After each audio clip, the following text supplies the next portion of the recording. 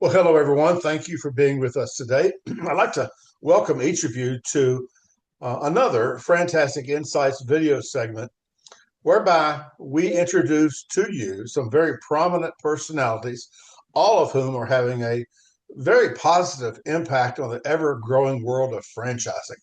My name is David Craghead. I'm the Chief Franchise Expansion Officer for FranServe, and today I'll be your host for this week's FranTastic InSights video segment.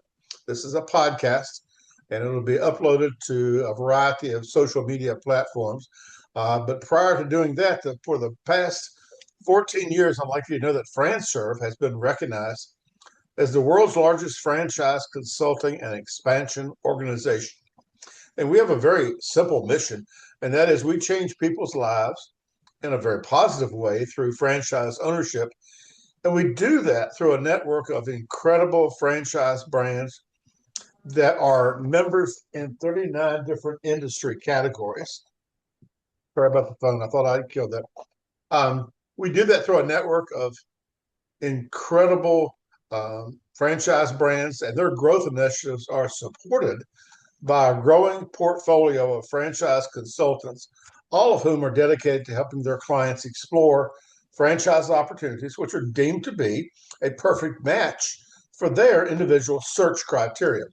And today I'd like to introduce to you Miss Julie Davis. She's the franchise development, the team lead, and the brand developer for two of our industry's finest franchise brands. They are called Junk King and Maid, two of which I'm sure you're familiar with, if not in name only, but also in the service that they provide. They're very active, very dynamic home services brands within the Neighborly network of home service brands. And Neighborly is recognized nationwide, probably worldwide, as the most trusted source for local home service professionals. So, Julie, thank you for joining us today. And as I pass the microphone over to you this morning or this afternoon here on this side of the world, please share your business model descriptions and your latest perspective for both Junk King and Maid. Sure. Thank you for having me, David. Happy to be talking to your fantastic group of franchise coach brokers. Um, the business model for both of my brands, Maid and Junk King, are similar. This is an executive ownership business model where we want our franchisees active in the business, but active in the sense of they're interfacing on behalf of their brand with their community. These are very, very community-driven personal business models that you really can influence the success of this by being open and being the face of your business to different organizations within your community that you're serving. Okay. And if you would please, for each one of your brands, speak to us a little bit about what a perfect franchise applicant would be for these two concepts. What characteristics would they bring to the table? Sure. And, I've said this since I started here. I have the great fortune of having a girl brand and a boy brand. If you think about these two businesses, they're so similar. And so the profile of the franchisee is really similar as well, right? So what we're looking for are two attributes. When we look at our top performers in our systems, both of them, the top performers really have both of these. The first one is a heart for service. We are providing a service. We are in the service industry, and you have to have a high integrity, high caliber, and high expectation of how excellent your service is going to be for your customer.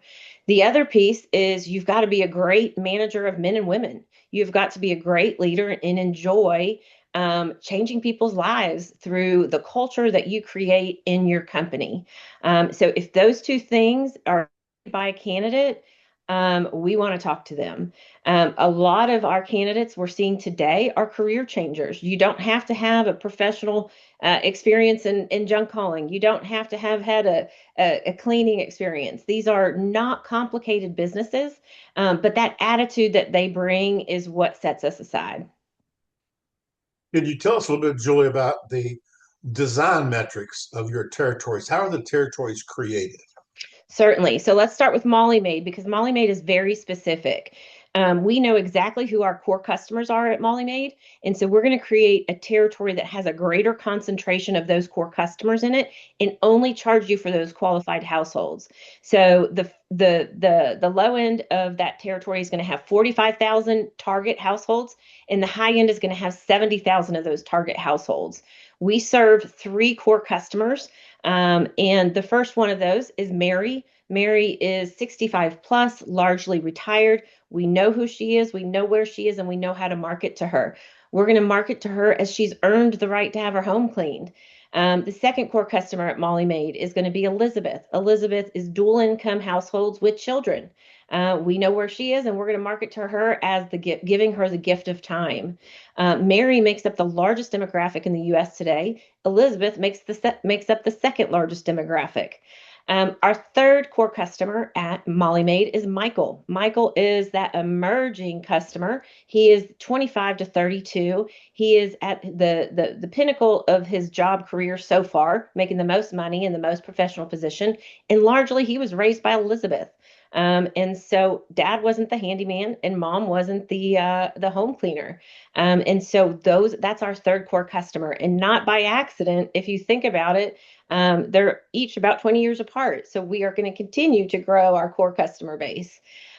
We're very fortunate at Junk King that we service everybody. So we build our Junk King territories just strictly by population. We want between 500,000 and 700,000 in population. It's about a density game. Now, that demographic of that customer is going to change from the low end to the high end. But what we change is how we market to them. On the high end, we're going to market to that homeowner and that business owner. On the lower end of the economic side of the community, we're going to market to the property manager, the realtor, those that are helping those people get into those spaces. These, Well, of that's course, a David, are protected territories. good. All right. Thank you. Those are very visual descriptions. I like how you introduced me to Mary and Elizabeth, these people. That's easy to comprehend. Thank you. Um, Absolutely. both of your companies are nationwide in scope, right? Or they're national in scope. Yep. So Junk King we also offer in Canada, and Molly Maid is strictly in the U.S. And as we help you find applicants, qualified applicants to fill the vacant territories across the country, do you anticipate or have you witnessed any regional influences from the east to the west to the north or south? Do those things change as you expand? I would say the business that might be the most that is the most affected by seasonality is going to be Junk King. We really find that our height peak season is going to start in the spring. And go through the summer before getting into the holiday season. So we've got about a 10-month run where we are really in demand. I don't know if it's the bear kind of mentality in the north when it's cold outside, everybody hibernates and might not need us as much. But that's where we really pivot in those times to really drive and focus on driving our commercial business. Commercial businesses don't have that seasonality that you might find in more our residential customer base. Okay. And along that same line of questioning, with the regionals and the expansion, are you noticing any effects, if any, that the current economy may be having on these two brands?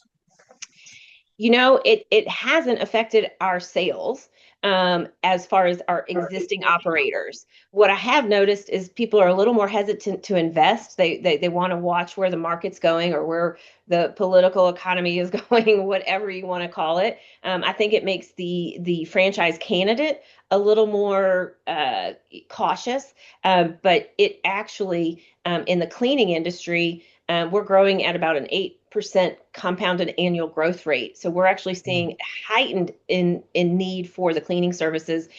The pandemic changed every industry in its own way. But what it did to Molly Maid is it really drove in the fact that people realize they're not so in control of things, right? And so by turning a more clean lifestyle, it really drove our sales for our franchisees. Junk King, likewise, right? People were home and they were investing in their real estate. But don't really see it impacting anything negatively. So for us, it's just really driven both of our brand sales. Good. And as you look to the future, are you forecasting any significant changes in the business models of these two brands? No, not forecasting any significant change, but I do want to mention that Junk King is the baby brand for Neighborly. This is the brand that we purchased most recently. And so when you think about all of the established practices that all of our franchises benefit from by being under the Neighborly umbrella, all good things are still coming to Junk King. We're still creating and learning and applying new resources to bring the level of support and service to our franchisees up to a Neighborly standard. We went outside of Neighborly to bring in an industry brand president that comes from the junk hauling industry. So we've built a team now and heavily invested in the resources to make Junk King just accelerate even faster.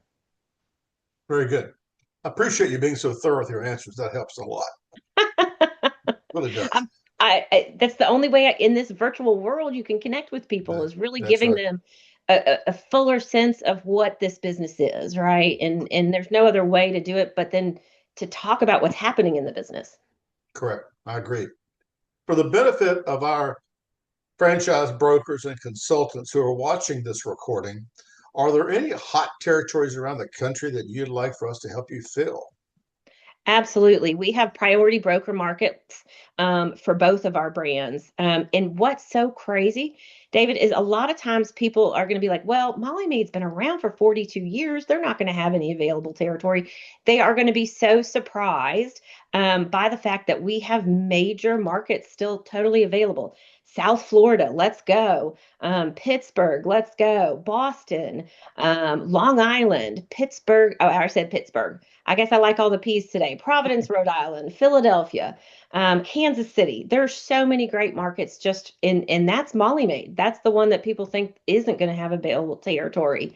And then Junk King, we also have major metropolitans that are still available. Detroit, let's go. Boston, Long Island, so there's so many great territories. Houston, Texas. Talk about some of the major markets in the US that still have some available territory where we know there's a lot of junk. A lot of junk, huh? Hmm. If Um, you, I'm a Texan, and we all pick on Houston, so so you know how to do that really well, I'm sure, right? Being in tech in a yeah. big way. Um, Another question I have, well, let me just structure it this way. Do both of these brands serve both commercial and residential markets? So our Molly Maid, we are focused on our residential cleaning, and we do have a commercial component, but we leave that up to our franchisees. One of the great things about Molly Maid is this is a brand and a business that can bring you a really great work-life balance. Largely being residential, we're largely Monday through Friday, 8 to 5. So not only does that benefit our franchisee, a lot of times my husband's a business owner, 2 in the morning, 8 in the morning, it doesn't matter. Business doesn't stop. But Molly Maid, we're not an emergency based business. And so we're able to offer that better work life balance. It also gives us an opportunity to have a competitive advantage in the hiring force. If you think about the unskilled labor force that is who we go after at Molly Maid to be our home service professionals, the other types of jobs that they're qualified for is largely going to be retail or restaurant, which don't come with predictable schedules. We're able to look to that community and say, hey, we're going to give you 40 hours a week, Monday through Friday, 8 to 5. Go plan everything else in your life. Pick up the kids from school every day. It gives them that continuity. Very good. And do your franchisees, uh, maybe after year one, tend to scale their businesses upward? Absolutely. Let's start with Junk King. So most of our operators at Junk King start with one truck and one crew. I have seen in their first year, they're scaling by almost a truck a quarter. So the beautiful thing about both of these businesses, they're similar, very similar business models. These are route-based businesses. I come from building restaurants. If you wanted to create another revenue stream, guess what you had to do? You had to go build another $2 or $3 million restaurant. In both of these businesses, guess what you need? Two more employees and another vehicle. On the Junk King side, it's going to be a truck. On the Molly Maid side, it's going to be a Toyota Corolla or something mid-sized, little size sedan. And that is the beautiful thing. There's not a lot of things you have to build out to scale this business. It's a low asset investment. And as the owner operators begin to scale their business, do they then become more of a semi-absentee owner or an executive model owner? I would say they're going to remain as an executive owner model. And that's really what we look for. They're going to establish their businesses, obviously, with our support. But what we want our franchisees in both of these brands focused on is being a member of the community, right? We're serving the community, be a part of the community, join the chamber, support local organizations that our franchisees are passionate about. At Junk King, we talk about going in and cleaning up communities and then giving back to communities. 60% of what we pick up doesn't go to a landfill. We turn and coach our franchisees on how to turn that into either resellable, recyclable, or donate them, right? And so that ingrains you to the community. On the Molly Maid side, we really encourage our franchisees to do the same thing. Join the Chamber of Commerce, join that local BNI chapter. And then on the Molly Maid side, we have our own 501c that is focused on ending domestic violence. So much of what we do at Molly Maid is to turn back to the community to support women's shelters, children's shelters, and break that cycle of violence. So the more you're involved in your community, it is going to reward you in spades. Very good. That's a serendipity that I never would have thought of for both of those brands. Very good. Mhm. Um, Lost my train of thought. What was my? Oh yeah. For each of these brands, describe, if you would please, the typical ramp up time from the date they signed their franchise agreement until the ribbon cutting ceremony. What time frame does that look like? I have never seen a more supportive launch structured support network than I have at Neighborly. What they've created is something called the Sure Start program. So every single franchisee, no matter the brand, has a Sure Start coach. And that person specializes in launching new businesses. And that is truly our franchisees partner from the time of signing to the time of really 3 or 4 months after they open. So what we're going to do is each of those people target with their franchisees an opening date, and then our Sure Start coach works everything backwards to make sure nothing is missed. It's so important to help them understand when to start hiring, when to start marketing, how to find that office location or warehouse location. We are involved in every step of the way. Okay, and can Julie, if you would please talk a little bit about your training programs, both classroom and field, if you wouldn't mind. Yes, no, I love that. Thank you. So the training starts virtual for both, right? We want to teach all of our software systems, our SOPs, and how do you access your marketing plan? How do you access marketing materials? All of that is going to be covered in that virtual setting. And then we have what we call Business Training Week. That is hosted at our headquarters. That's where we're going to start to apply what you've learned. We're going to teach you sales tools. We're going to teach you how to use those software programs to enhance and drive your business and manage your business, right? So you're not out on a truck, but these software tools help you to dispatch, deploy your teams, and create efficient routing. So those are a little bit about that training in the Business Training Week. We also do a lot of sales training on the Junk King side. A lot of times people have the misnomer that you're going to hire that big guy that just grunts and carries things because he's really strong. We are about customer experience very much with both brands, but we do a very focused sales training for our Junk King operators. Very surprisingly to people, when I talk to candidates, when we talk about the employee, go after the same person you would hire to be a server or a bartender. They are there for the experience. They are there to engage with that customer and make that customer feel, wow, the center of this experience was all about me. When we look at an aggregate of our reviews at Junk King, the word that comes up the most is gentlemen. They call our teams gentlemen, and that goes after and speaks highly to how we recommend you hire and how you train your employees at Junk King. So it sounds like you've got a program for continuing education as well, correct? Yep. Oh, sorry. I got so caught up in talking about the Junk King and the rewards that we get by our reviews that I forgot we were talking about training. So that business training week is followed by technical training. So on the Molly Maid side, we partner our franchisees up with a mentor, and they go out and shadow for a week before opening an existing operator. Develops such a great mentor-mentee relationship between that mature operator and that new operator. And then on the Junk King side, our technical training is about the truck. That's our biggest asset. And so we do technical truck training on the Junk King side. So we make sure that we are protecting our biggest asset and teaching them all about how to care, repair, maintain that asset. Very good. Okay. Julie, I can feel your passion as you speak. You I were, am so lucky. You know, when I switched to home services, did you ever tell me I'd be so excited about cleaning and junk hauling? I didn't until I saw the profitability. So, well, we've and basically come, people. and I can appreciate that. Thank you. We've come pretty much to the end of my line of questioning here. If there's one takeaway from this interview today that we may not have touched on, that you want our viewers and our listeners to know, what would you like to tell them about their brand that we haven't discussed thus far? You know, I just want to talk about it just holistically at the whole level is just community. These brands totally embody community and family.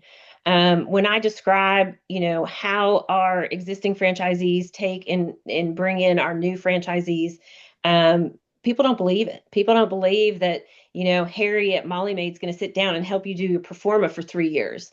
You know, they don't know that Jamie and Aaron in Kansas City on Junk King are going to invite you to come work with their crews, ride on their trucks, living their life. All of our franchisees are so invested in helping new franchisees come on board. And that's how I'm so passionate about this is the people in both of these brands. Very different, right? Our Junk King might be a little more rough and tough, where our Molly Maids might be a little more not soft. That would be terrible. But just a little more. Yep, I'm just going to stop because I'm going to hurt somebody's feelings. So we'll just go with that. They are wonderful humans on in both programs. Okay. And they have a great leader in you too. I can tell. Thank you, David. Julie, I want to sincerely thank you for the privilege of your time today. This entire interview will be posted on the FranServe support site. It'll also be archived in the FranServe library, and it'll be uploaded to Instagram, YouTube, Facebook, and LinkedIn within the next coming weeks. So don't be surprised if you get an autograph request or two. Well, now I'm going to expect that, David. You set the bar high. You may. I also take dollar bills, you know, Do autographs, you? whatever. So Large bags of cash. large bags of cash are my favorite. All right. With that, we'll thank you again, Julian. With that, we'll adjourn today's FranTastic InSights recording. Thank you so much. Thank you.